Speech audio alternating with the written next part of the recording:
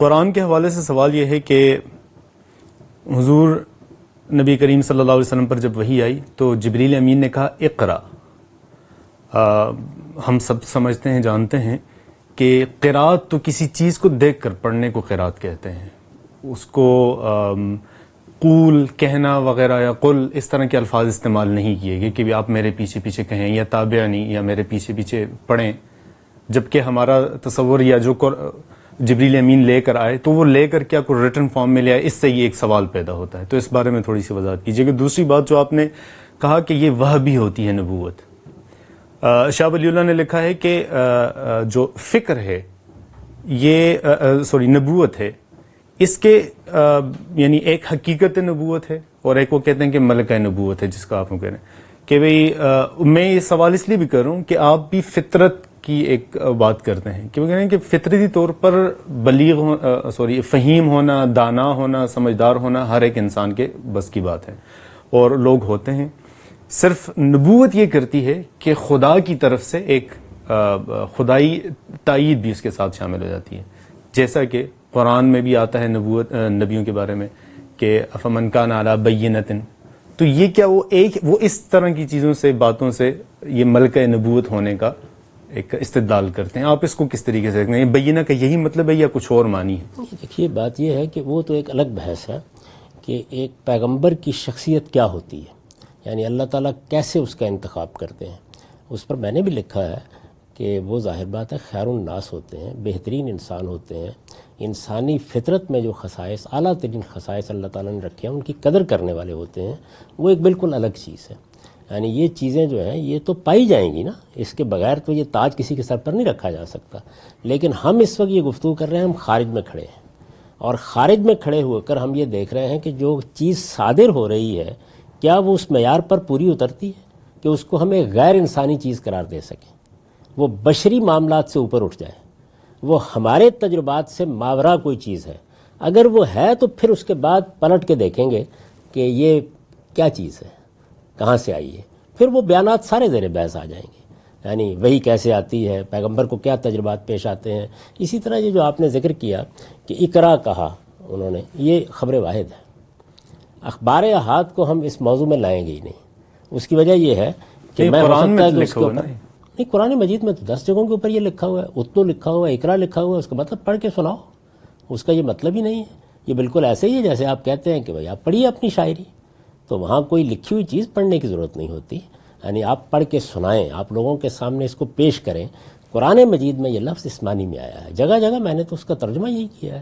تو اس وجہ سے قرآن میں تو کوئی مسئلہ نہیں ہے، لیکن ظاہر ہے کہ ایک پوری کی پوری روایت اس معاملے میں موجود ہے. میں یہ سمجھتا ہوں کہ ان کو ہم زیر بحث ہی نہیں لائیں گے. جیسے رسالت میں آپ صلی اللہ علیہ وسلم کی اپنی شخصیت کے بارے میں ہم نے کسی روایت کا کوئی ذکر نہیں کیا، بلکہ اسٹیبلش ہسٹری. یہ میں نے پہلے عرض کر دیا تھا کہ تاریخ کا وہ حصہ جو اجماع اور تواتر سے منتقل ہوتا ہے، جس کے بارے میں دو رائے نہیں ہو سکتی، جس میں کسی تنقید کی ضرورت نہیں ہوتی، جہاں کوئی رجال کی کتابیں کھولنے کی ضرورت نہیں ہوتی، بلکہ ایک مانی ہوئی بات، اس مانی ہوئی بات کے لحاظ سے ہم قرآن مجید کا بھی معاملہ کریں گے. تو میں نے اسی لیے کہا تھا کہ جس طرح رسالت میں آپ صلی اللہ علیہ وسلم کی زندگی کے بارے میں یا آپ کی اس 40 سال کی حیات کے بارے میں ہم یہ جانتے ہیں کہ اس میں کوئی اس طرح کی چیز سرے سے پیش ہی نہیں آئی.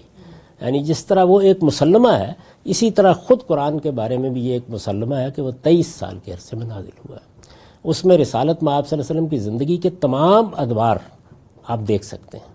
یعنی یوں نہیں ہے، کلیات کہیے اسے، پوری کی پوری جو کچھ بھی صادر ہوا ہے، وہ اگر ایک سورہ ہے، وہ دوسری سورہ ہے، وہ 10 صورتیں اتری ہیں، وہ جو کچھ بھی ہے وہ جمع ہو گیا ہے. یعنی بالکل قرآن مجید نے اسی طریقے سے، جیسے آپ نے دیکھا ہوگا کہ کوئی شخص اپنے زندگی بھر کے سرمایہ کو جمع کر دیتا ہے تو کہتے ہیں کہ یہ اب کلیات ہیں. تو رسالت میں آپ صلی اللہ علیہ وسلم کی پوری زندگی میں، یعنی جو اس حیثیت سے آپ کی زندگی ہے، جو کلام صادر ہوا اور جس کو آپ نے کہا کہ یہ اللہ کا کلام ہے، وہ ہمیں اس مجموعے میں ملتا ہے جس کو ہم قرآن مجید کہتے ہیں. اس کانٹینٹ کے اندر بہت ساری ایسی چیزیں ہیں جن پہ جب سوال اٹھایا جائے گا تو اس کے بارے میں یہ ہوگا کہ یہ ابراہیمی روایات ہیں، یہ دین کا ادیان کا تسلسل ہے. تو کیا یہ بہتر نہیں کہ ہم پہلے اس اصولی چیز پہ گفتگو کر لیں کہ کیا واقعی جو اسلام ہے یا قرآن ہے اپنی حیت میں، اپنی فارم میں، سب کچھ میں ایک تسلسل نظر آ رہا ہے؟ نظر یعنی یہ تو اس کے کانٹینٹ کا انالیسز ہوا نا. وہ بھی ضرور کریں گے اپنے مرحلے پر آ کر. لیکن ابھی ہم کس چیز پر گفتگو کر رہے ہیں اگر ہم اپنی لائن کو برقرار رکھیں، وہ یہ ہے کہ کیا یہ انسانی کلام ہے؟ یعنی یہ ذریعہ علم تو اسی وقت بنے گا جب کسی یعنی این کتاب آسمان دیگرست کے معیار پر پورا اترے گا. تو جس طرح میں نے عرض کیا کہ مصدر کے لحاظ سے اس کو انسانی کلام نہیں کہا جا سکتا، اسی طرح اب خود کانٹینٹ کو دیکھیے. اس وقت میں نے یہ کہا تھا اور اس پوری گفتگو کے اندر جس چیز کو آپ کہہ سکتے ہیں کہ بنیاد کی حیثیت حاصل تھی، وہ کیا چیز تھی؟ فقط لبثت فیکم عمرہ. یعنی قرآن مجید نے خود اپنے استدلال کی بنیاد یہ رکھی کہ یہ دیکھو یہ پیغمبر ہیں، تمہارے اندر انہوں نے ایک عمر گزاری ہے، تم نے کبھی ان میں کسی اس طرح کے ملکے کا ظہور ہوتا دیکھا ہے جس کو تم اس قرآن کی شکل میں دیکھ رہے ہو؟ یہ استدلال پیش کی. اب قرآن اپنے کنٹینٹ پر کیا کہتا ہے؟ وَلَوْ كَانَ مِنْ عِنْدِ غَيْرِ اللَّهِ لَوَجِدُوا فِيهِ اخْتِلَافًا كَثِيرًا. اگر یہ خدا کے سوا کسی اور جگہ سے آتا تو تم انسانی کلام، انسانی فکر کے تمام تضادات، تمام تناقضات، تمام ارتقائی مراحل اس میں بھی پاتے. اس لیے کہ 23 سال کے عرصے کے دوران میں انسانی فکر کو بھی آگے بڑھنا ہے، اسالیب میں بھی تنوع پیدا ہونا ہے، کلام میں بھی پستی اور بلندی آنی ہے. تو ہر نوعیت کا اختلاف انسانی کلام کا اپنا خاصہ ہے، بلکہ اس کی شان ہے. یہ سر یہ کانٹینٹ میں اس کلام میں کمی بیشی آئی ہے یا نہیں آئی ہے؟ اور جیسے کہ آپ نے حسنین کے سوال کے جواب میں بھی کہا کہ کانٹینٹ کی جو انالیسس ہوگا وہ ہم ذرا بعد میں کریں گے. پہلے یہ کہ کانٹینٹ ہے کیا، اس اعتبار سے تو شروع کر دینا. جی یعنی میں اس سے پہلے بنائے استدلال ہے وہ تو شروع ہو گیا. میں بنیاد کی طرف آ رہا ہوں جہاں سے ہم چل رہے تھے. مثلا کنٹینٹ میں کیا لکھا ہے اور وہ کیا ہے اور اس کے اندر کیا انویسٹیگیشن ہم کر سکتے ہیں، وہ اس سے پہلے کہ کنٹینٹ ہے کیا. مثلا ایک روایتی طور پر کہا جاتا ہے ما بین الدفتین، کہ وہ جو دو اس کے درمیان میں ہے، دو گتوں کے درمیان میں جو کلام ہے یہ کلام اللہ ہے. لیکن میرا ایک مسئلہ ہے یہاں پر، وہ مسئلہ یہ ہے کہ جس چیز کو آج کلام اللہ کہا جاتا ہے ڈائیکریٹیکل مارکس سمیت، وویلز سمیت، واولز بھی اس کے اندر موجود ہیں، یہ سارے ایسے تو اور ابھی تھی نہیں. جس زمانے کا یہ دعویٰ کیا جاتا ہے کہ 1400 سال پہلے یہ نازل ہوا، اس زمانے میں تو واولز لکھنے کا رواج نہیں تھا عربی کے بارے میں. پھر ڈائیکریٹیکل مارکس نہیں تھے، زبر زیر پیش، حمزہ وصل وغیرہ وغیرہ جو ہوتے ہیں، سکون، اس طرح یہ بھی نہیں تھے. اس وقت جس طریقے سے لکھا گیا اس کی ایک تصویر ہے میرے پاس، یہ ہم انشاءاللہ شو کریں گے اس میں.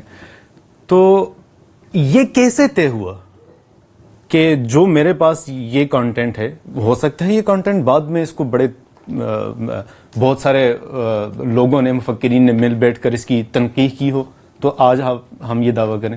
تو یہ کیسے طے ہوگا کہ یہ وہی والا ہے؟ پھر اسی سے جڑا ایک دوسرا سوال ہے، میں تھوڑا سوال لمبا ہو رہا ہے. دوسرا سوال یہ ہے کہ 10 قراءتیں ہیں اس کے پڑھنے کی کہتے ہیں، اور 10 قراءتوں کے بھی راوی دو ہیں، 20 قراءتیں ٹوٹل ہو جاتی ہیں.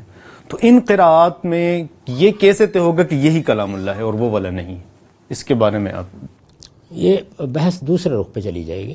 یعنی قرآن مجید ہم کو کیسے ملا ہے، قرآن مجید کی نسبت رسالت میں آپ صلی اللہ علیہ وسلم سے کیسے ثابت ہوتی ہے، یہ بحث اس سمت میں چلی جائے گی.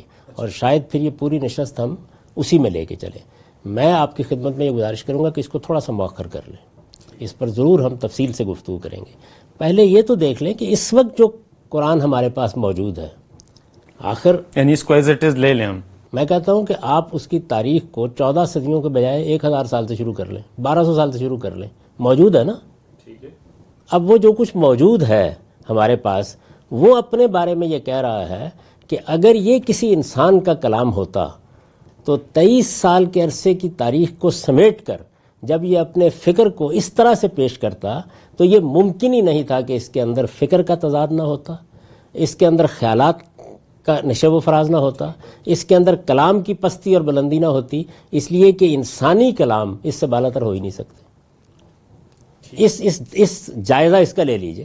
اگر یہ اس معیار پر پورا اترتا ہے تو پھر میری بھی آپ کی بھی سب سے بڑی دلچسپی یہ ہوگی کہ ہم یہ جاننے کی کوشش کریں گے ہم تک پہنچا کیسے. یعنی اسی لیے میں نے عرض کیا تھا کہ ہم فی الحال اس تاریخ کو زیر بحث لائیں گے جس تاریخ میں دو رائے نہیں ہو سکتی. تو اس لیے میں نے یہ عرض کیا کہ رسالت میں آپ صلی اللہ علیہ وسلم کی بعثت 14 صدی پہلے ہوئی تھی یا 15 صدی پہلے ہوئی تھی، یا قرآن مجید 1500 سال پہلے وجود میں آیا یا 1000 سال پہلے وجود میں آیا، بہرحال آپ وہیں جا کے کسی 150 سال کے بارے میں کوئی بحث کریں گے نا، وہ کر لیجئے گا. یہ موجود ہے دنیا کے اندر کم و بیش، یعنی ہمارے نزدیک تو 14 صدیوں سے موجود ہے. چلیے آپ حضرات نے جو نئی تحقیق کی ہے اس میں کوئی 150 سال کم کر لیجئے، موجود ہے تو کس کانٹینٹ کے ساتھ موجود ہے؟ وہ اپنے بارے میں یہ کہہ رہا ہے، جس طرح جس مصدر سے نکلا ہے اس کے بارے میں یہ کہتا ہے کہ دیکھو میری پوری زندگی کو دیکھ لو، فقط لبثت فیکم عمرہ، میں نے ایک عمر گزاری ہے. انسان جب عمر گزارتا ہے، میرے جیسے طالب علم نے اپنے بارے میں یہ کہا ہے کہ ایک عمر کے ریاض کا حاصل ہے. اب یہ عمر، اس کے جو روز و شب بھی ہیں 9 آفریدہ ہیں، یعنی یہ ایک عمر گزرتی ہے، اس کے بعد کہیں جا کے اس ریاض کے نتیجے میں ایک نئی چیز دریافت ہونا شروع ہوتی ہے. اس کی اپنی ایک تاریخ ہوتی ہے جس سے وہ دریافت ہوتی ہے. تو میں یہ گزارش کر رہا ہوں کہ پہلے ہم اس کا جائزہ لے لیں کہ کیا اس قرآن مجید کے کانٹینٹ کے بارے میں اس کا یہ دعویٰ کہ لو کانا من عند غیر اللہ لوجدوا فیہ اختلافا کثیرا، اس کو معیار بنا کے پیش کر دیا نا اس نے. یعنی یہ کہہ دیا ہے کہ اگر میرے بارے میں یہ جاننا چاہتے ہو کہ میں خدا کا کلام ہوں یا کسی انسان کا کلام ہوں تو اس معیار پر پرکھو مجھے. اور آپ اگر غور کر کے دیکھیں تو یہ بڑا غیر معمولی معیار ہے. اختلافاً کثیرہ والی جو بات ہے، اختلاف سے مراد آپ یہاں پہ کیا لیتے ہیں؟ کیا اس کی جو انٹرنل کانٹرڈکشنز ہیں ان کی بات کرتے ہیں، یا کچھ جدید علوم نے جو کانٹرڈکشنز پیدا کی ان کی بات کر رہے ہیں؟ وہ تیسرا مرحلہ ہے، اس کو بھی قرآن نے پیش کر دی ہے، اس پر بھی آئیں گے ہم کہ وہ اپنے بعد کیا کہہ رہا ہے. یعنی ابھی تو یہ ہے کہ جو کانٹینٹ موجود ہے 23 سال میں وجود میں آیا، 23 سال کے عرصے میں مختلف مراحل پیش آئے ہیں. جس شخصیت نے اس کو پیش کیا ہے وہ بھی کسی غار میں نہیں بیٹھی رہی، اس کو کشمکش بھی پیش آئی ہے، ہجرت بھی کرنا پڑی ہے، اس کے ساتھی بھی ہیں، ان کے ساتھ تعذیب کا معاملہ بھی ہوا ہے، جنگیں بھی ہوئی ہیں، ساری چیزیں ہوئی ہیں. ایک بڑی سلطنت وجود میں آ گئی، وہ اپنے پیچھے چھوڑ کر گئے ہیں. یہ ساری تاریخ اس قرآن مجید میں ہے. اس میں ایک فکر ہے جس پر یہ کھڑا ہے. میں نے عرض کیا نا کہ بیج ہے جو بو دیا گیا ہے، کونپل نکلی ہے، اس کے اندر سے تمام چیزیں پھوٹی ہیں. یہ دیکھیے اس کو سارے کے سارے کو. وہ اپنے بارے میں یہ کہہ رہا ہے کہ میں انسانی کلام ہوتا تو تم میرے اندر اس 23 برسوں کے دوران میں بہت سے اختلافات پاتے. یعنی ظاہر ہے کہ ایک فکر وجود میں آتا ہے، ایک انسان کے ذریعے سے وجود میں آتا، اس میں وہی بات تراشیدم پرستیدم شکستم 1000 مراحل گزرتے. یعنی مختلف خیالات ہوتے، افکار ہوتے، ان کا تصادم ہوتا، تناقضات ہوتے، کلام کی پستی اور بلندی ہوتی. یعنی یہ ہو ہی نہیں سکتا کہ کوئی آدمی ایک ہی سطح کی چیزیں کہتا چلا جائے. تنوع بالکل اور چیز ہے. یعنی تنوع تو ظاہر ہے کہ ہر کلام کا ایک اپنا حسن ہے، لیکن یہ کہ کلام اپنی شان کے لحاظ سے، اپنی زبان کے لحاظ سے، اپنے ابلاغ کے لحاظ سے، اپنی عربیت کے لحاظ سے، اپنے ادب کے لحاظ سے کس مقام پر کھڑا ہے، اس میں کوئی اختلاف نہیں پاؤ گے. اور جو کانٹینٹ ہے وہ بھی بالکل ٹھیک محکم اپنے فلسفے اور اپنے مبادی پر کھڑا ہے، اور ایک پورا قصر اس نے تعمیر کر دیا ہے. اس کے اندر بھی کہیں کوئی شکست و ریخت نہیں دیکھو گے. وہی بات کہ حل تری من فطور، کہیں کوئی خلل پاتے ہو. یہ ہے قرآن مجید کا ادعا اپنے بارے میں. اب اس دعوے کا جائزہ لے لیجئے، اس کے بعد قرآن کہاں سے ملا ہے، اس کی قرأتوں کیا معاملات ہیں، ان سب پر ہم گفتگو کریں گے انشاءاللہ.